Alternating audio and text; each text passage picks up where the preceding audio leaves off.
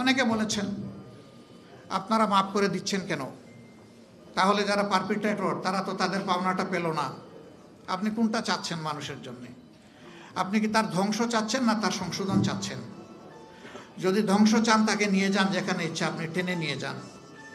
আর তার যদি আপনি সংশোধন চান এবং একটা সংশোধিত হাত হিসাবে তিনিও সমাজে কোনো অবদান রাখুন সেটা যদি চান, তাহলে তাকে সংশোধনের জন্য জায়গাটা তৈরি করে দিতে হবে।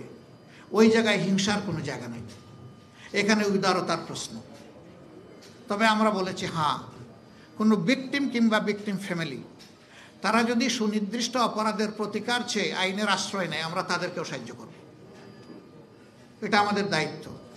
কিন্তু দল হিসাবে আমাদের উপরে যা করা হয়েছে, এই জুলুম শব্দ বলতেও আমার কষ্ট লাগে, যা করা হয়েছে আমরা আল্লাহর রাস্তায় তা ক্ষমা করে দিলাম।